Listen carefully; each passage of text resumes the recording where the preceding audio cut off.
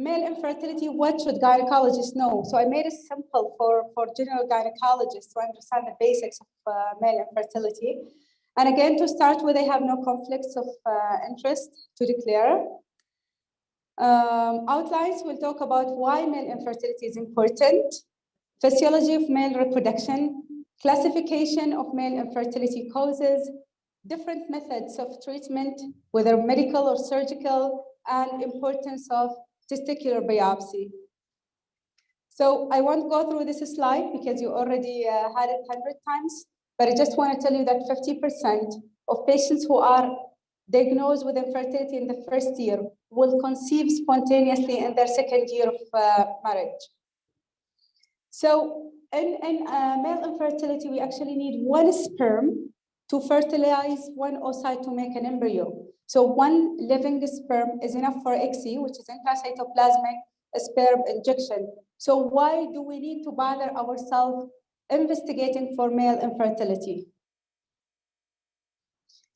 Because of several reasons that we will run through in the slides. Male factor infertility contributes to 50% of all infertility cases. 30% of them are solely for male factors, and the other 20% because of combined factors. Most common etiology are idiopathic failure of spermatogenesis, and it's true in our office. We see those with abnormal semen analysis, and everything otherwise is normal. And they keep asking us, why? We really don't know the answer ourselves, and we get frustrated from the question. Male infertility is important because medical pathology is found in about 6% of infertile men, and this needs to be addressed, whether for themselves or for their future offsprings. And male hypo accounts for less than 1% of the cases, yet probably most treatable form of male infertility. Other reasons, you could probably identify potentially correctable conditions. You could identify irreversible conditions that are amenable to ART using the sperm of the male partner. You could identify irreversible conditions that are not amenable to the above, and for which donor insemination or adoption are possible options. Now we know sperm donation is not available in our culture, and it's not allowed in our place, but I'm talking medical and scientific here, but adoption is an available option in Oman. You could identify life or health-threatening conditions that may underlie the infertility or associated medical comorbidities that require medical attention. You can identify genetic abnormalities and age factors that may affect the health of the offspring and may be transmitted to the next generation. So let's talk about the physiology of male reproduction. It is just like females. It starts from the brain hypothalamus that secretes the gene RH, and the gene RH has to be secreted in a pulsatile manner to have an effect. And this will result in the secretion of FSH and LH. Now, FSH and LH, they work at a testicular level. The LH will bind to the LH cells, resulting in the production of testosterone. And be careful here. Testosterone is intratesticular testosterone. That is the testosterone that is necessary for spermatogenesis, not the testosterone that is in the blood or in the serum. Now, the FSH will bind to LH cells, but this will not be enough without the presence of testosterone to start the process of spermatogenesis. So for spermatogenesis, you need both FSH binding to LH cells and LH action resulting in the production of intratesticular testosterone. Now, the testosterone will have a negative feedback on the hypothalamus, just like estradiol in the female reproductive system. So where can things go wrong? It can go wrong anywhere from head to, I won't say head to toe, I would say head to testicles, and it can be congenital problems or acquired problems. So congenital problem, you can have congenital absence of gene RH agonist. You can have Kallman syndrome, which is a combination of gene RH agonist deficiency and anosmia. You can have idiopathic hypo. You can have some other syndromes. It can be acquired problems like radiation to the brain, surgery, infiltration, trauma, sarcoidosis, anything that results in the destruction of the cells in the hypothalamus and pituitary gland. Now we can have some genetic mutations at the level of the testicles. We can have Klinefelter syndrome, which is a chromosomal problem. We can have Y chromosome microdeletions resulting in testicular failure. We can have also chemotherapy resulting in permanent damage to spermatogenesis, especially if cyclophosphamide groups are used. Can have infections like mumps orchitis, torsion, obstruction. So anything at any level can affect male infertility. And don't forget the anabolic steroids. Now, we have these guys who goes to the gym, and I always have a suspicion of testosterone or androgen intake when I see somebody going to the gym with the huge muscles. It's not always the case, but when they do take the testosterone and anabolic steroids, it really sucks. They are actually bodybuilders, but they are not family builders. So now if we have the anabolic testosterone or anabolic steroids, it leads to shutdown of the central nervous system. And in this case, there is no spermatogenesis because there is no testosterone level. And I want to mention here, FSH is less sensitive to GnRH compared to LH. So even in the absence of GnRH agonists, or even in very low doses of GnRH agonists, you can have some FSH levels in the bloodstream that can work on the cell. But this is really useless without the presence of testosterone. And that's why when you treat male infertility with hypo, it's more important to supply them with LH compared to FSH. And now we do not have the LH available, so we use HCG instead of LH because it has the same action because they share the alpha subunit. So the other medication it's worth talking about is finasteride because, I mean, guys are really taking care of their bodies. They want to have big muscles. They want to have hair. They don't want to be bald. And this is the medication they use for baldness. And actually, they get the hair, but they lose the sperms. And at very low doses, finasteride may lead to decline in sperm counts in some men. This effect is reversible following sedation. However, it led to an irreversible alteration in the male hormone profile, sperm motility, and sperm morphology. And there are even some case reports that shows that finasteride affects the DNA fragmentation of the sperms, and following cessation of finasteride by a few months, the sperm DNA fragmentation improves. So classification, we have hypogonadotropic hypogonadism. These are easy to treat, especially if they started late, and they account for less than 1% of the cases. We have hypergonadotropic hypogonadism. This is 30 to 40% of the cases, and this represents people with testicular failure. We have sperm transport disorders, which account for 10 to 20% of the cases, where spermatogenesis is normal, hormones are normal, everything is normal, but the conduction system of the sperms to the outside is not normal. Meaning that, for example, those who did vasectomy, those who did not have the vas difference, like those cases with cystic fibrosis, and we have also some cases that were not classified that represents about 40 to 50% of the cases. So if we look at the table here, the people with, or the men with testicular failure, which is hypergonadotropic hypogonadism, you will see that their LH and FSH are high and their testosterone is low because their testicles has failed to function and to do spermatogenesis. The obstructive azoospermia, they have everything normal, so their hormones are normal, and they have only problem with the conduction. So LH, FSH, and testosterone all will be normal. And we have the hypo cases where everything is low, LH, FSH, you want the and prescription testosterone. also? I'll print that.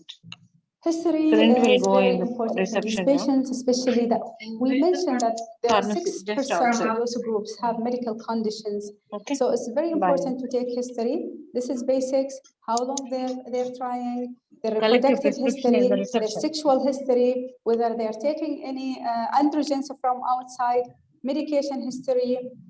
And it's important also to ask if they have delayed puberty, because they can have congenital absence or congenital hypo, in which cases you need to supplement them with both FSH and LH.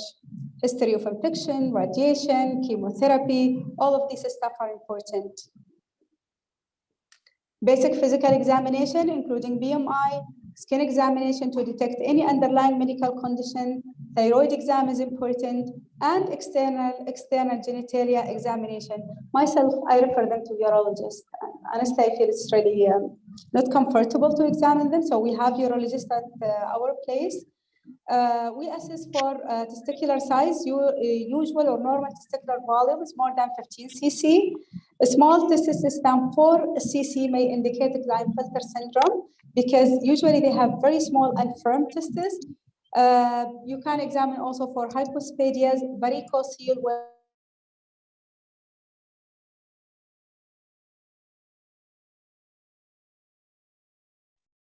The single most important test for factor infertility is semen analysis. You have to do 2 readings at least 4 weeks apart, and we need this to be preceded by 2 to 3 days of abstinence, because we know sperm density can increase by 25% per day of abstinence up to 4 days. After 5 days, the sperm starts.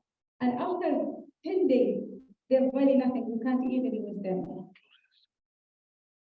So, and these are the sperm parameters from WHO. We know we have a new edition, the 6th edition in 2021, where we have the normal volume 1.4, total sperm count 39. We have the concentration of 15 million, and we have normal forms of 4%.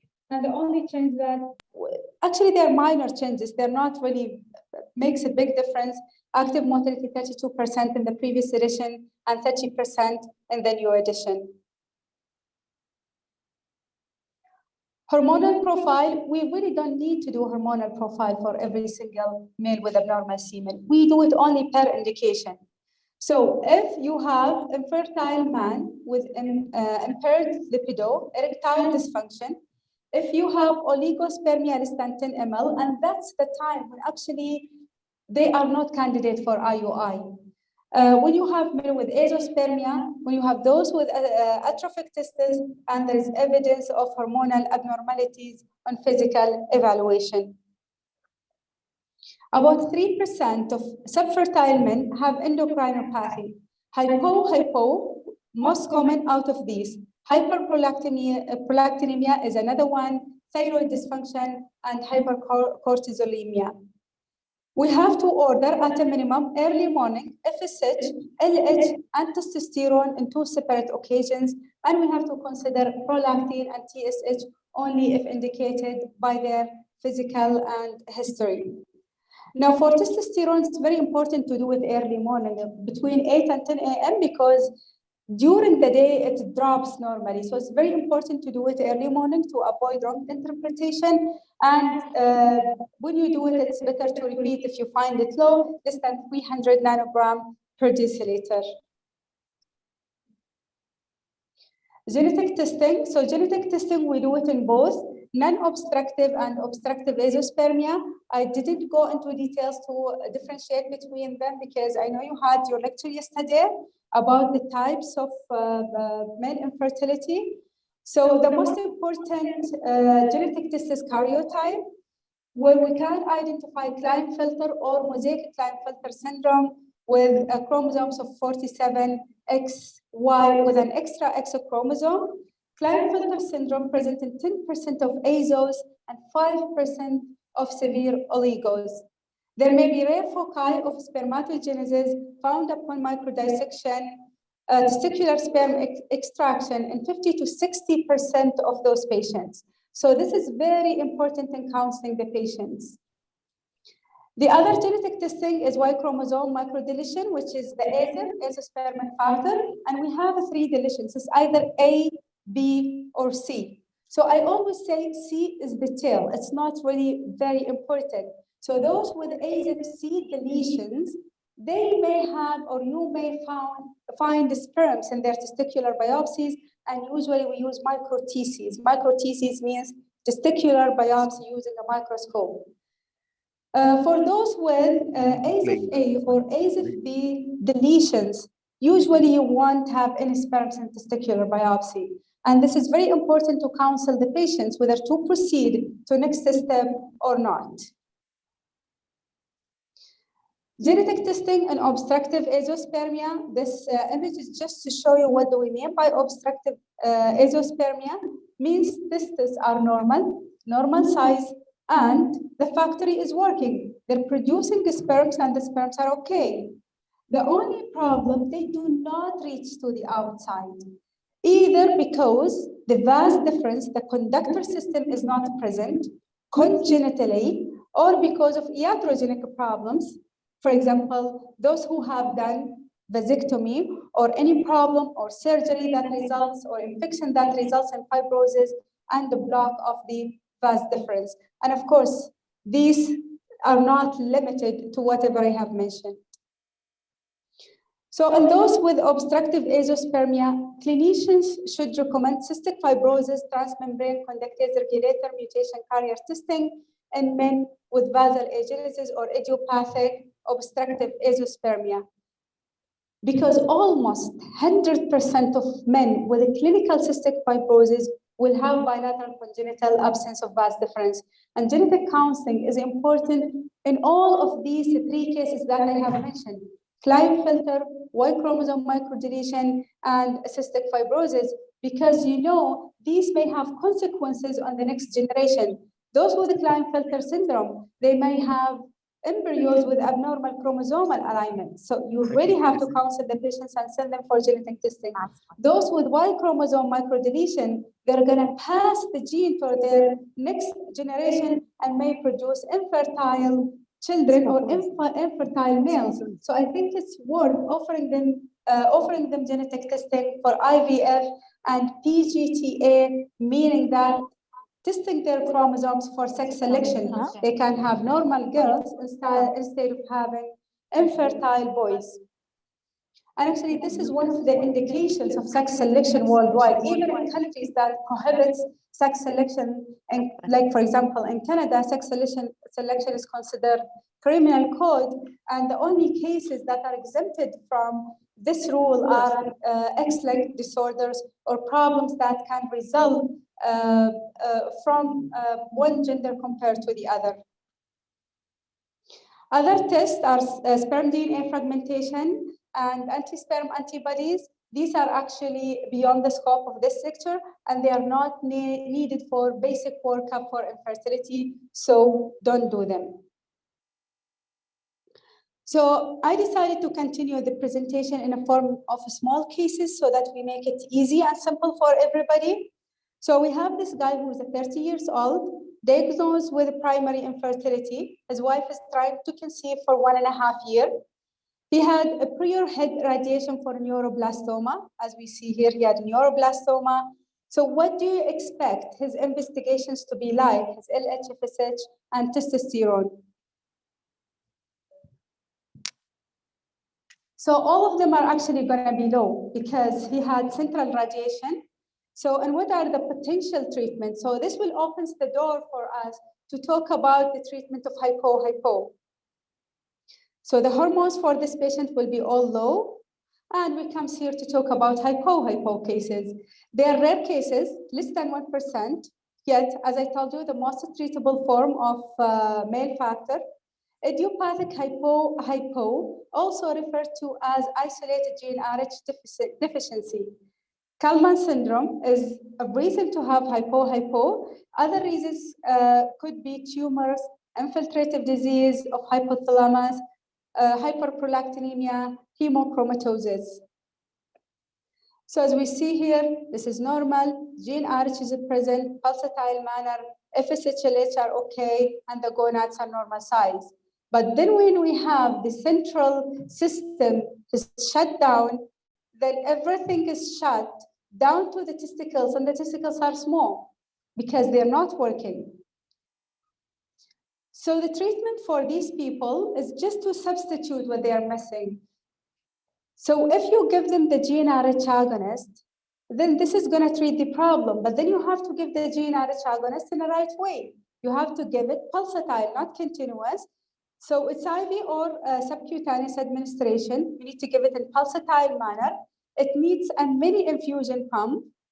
You need to initiate and it initiates and maintains spermatogenesis by 12 months of use, and that's actually guided by the testicular volume and sperm output.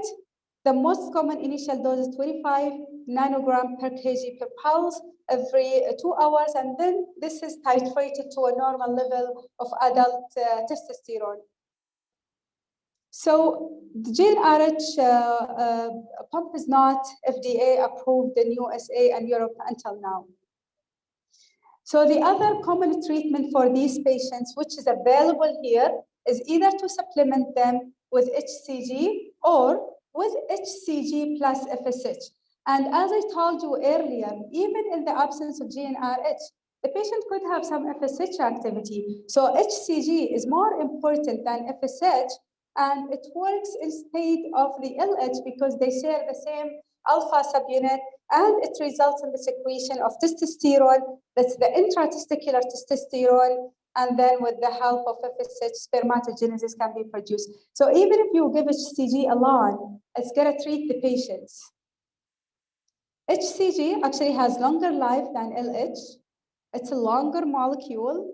Addition of recombinant FSH or HMG may be needed. A standard HMG has FSH plus LH both together. A standard treatment regimen is 1,500 HCG to 2,500 IM or subacute. For me, almost always subacute every 2 to 3 times per week. You will see in different papers, some of them they wrote 500 to 2,000. You start low and then you increase as the patient responds. If you need to add recombinant FSH, the usual dose is 75 to 225 subcutaneously every 2 to 3 weeks. And now it's very easy. We have the pills instead of the powder that you need to reconstitute. So when do you decide to give HCG or HCG plus recombinant FSH? If it is a post-pubertal onset, they may respond to HCG alone. Their testicles are already primed, so you really don't need recombinant FSH. But if they are pre-pubertal, then their testicles are not primed by the FSH, then you better add recombinant FSH. And sometimes if you give them HCG forever, they may respond, but why to waste time? Predictors of worse outcome are actually cryptorchidism and a small testicular volume less than 4 cc. If the testicular volume is more than 6 cc, they are most likely to respond to the injectable medications. So this table is from Young et al. Study. It compares the pulsatile GnRH agonist compared to gonadotropins. So GnRH is more physiological treatment compared to FSH and HCG, but it's not available in many countries. It requires centers with expertise, and pituitary resistance is a problem, although it is rare. Now, for gonadotropins, it's available everywhere, but it is expensive, but no other choice, and it requires frequent injections. So clomiphene have been used widely in these cases, and I have seen lots of patients who are on clomiphene and letrozole. It has anti-estrogenic effect centrally. It's off-label use and need intact hypothalamic pituitary system, and the usual dose is 25 to 50 milligram 3 times per week. And the good thing about it, it's oral use. But HCG is the gold standard treatment for them, and this is off-label use. HCG is FDA approved for hypo cases. The mechanism that clomiphene citrate works with is exactly like females because it gives estrogen blockage at the central nervous system, resulting in more FSH and LH secretion. And this happens exactly the same with aromatase inhibitors, but they work peripherally to block the estrogen action. Now, the problem with letrozole or aromatase inhibitors are bone density decline. So we really don't prefer them. And men, they don't like them because it affects their sexual function. And too many patients, we see them after only 1 month of use, they stop it by themselves because they don't like the effect of it. And of course, it's off-label use. Case number 2, this is 26 years old, primary infertility in previous children, has history of learning difficulties at school as a child.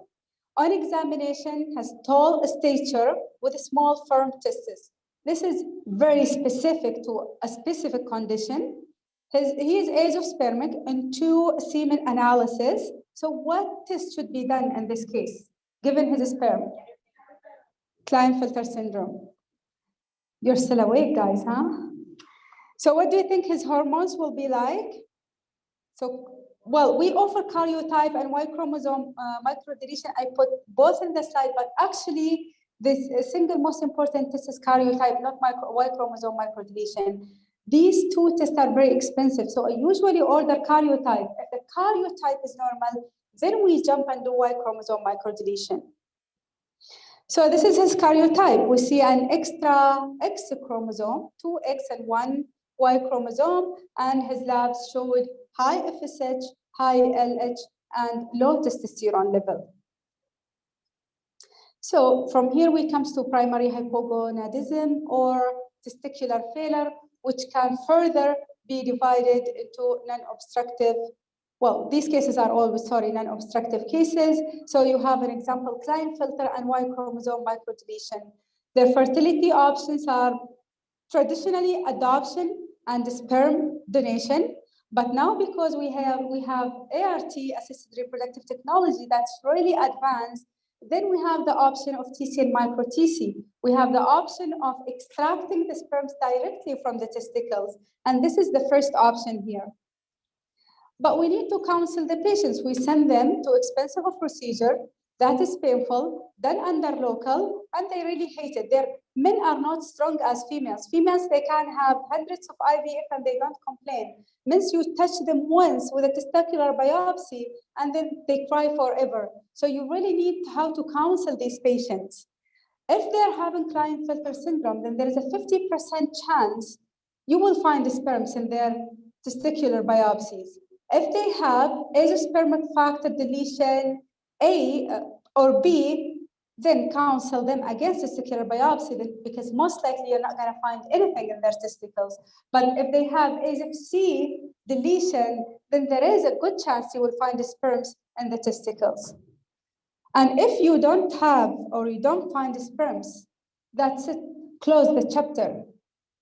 We cannot do anything more. Well, send them for adoption if they agree.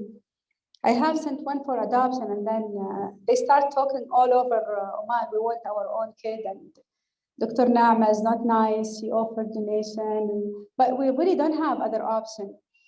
So what do we find in testicular biopsy? There are 4 histopathology findings we can detect in histopathology. The first and more common is Sertoli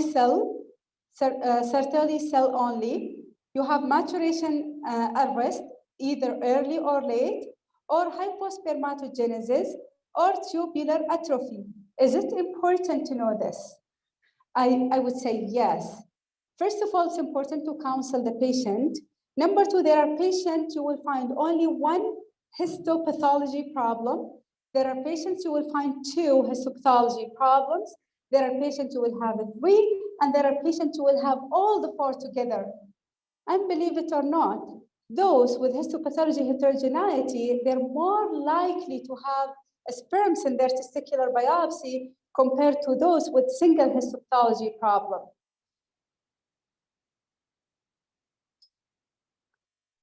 So this slide will show the distribution of histopathology problems and those in testicular biopsy. This is the gray is Sertoli cell only. So the most common finding in histopathology is Sertoli cell only, followed next by the yellow, which is tubular atrophy. And by the way, tubular atrophy and Sertoli cell only are the most common combination, with the exception of Y chromosome microdeletion. The commonest is Sertoli cell only, followed by maturation arrest.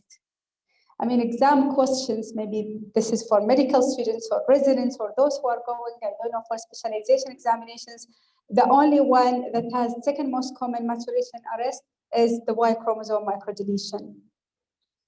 So it's more likely to find sperms in micro-TC in mixed histopathology, which is interesting, because actually they're more likely to have areas of normal spermatogenesis. So in conclusion, male factor contributes to 50% of infertility cases.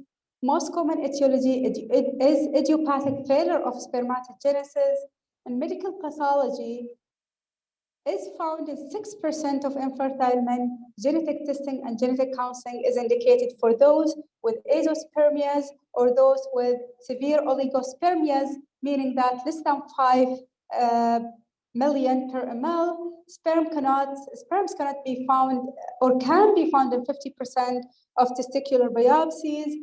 And mixed histopathology and testicular biopsy can increase the chance of retrieving sperms.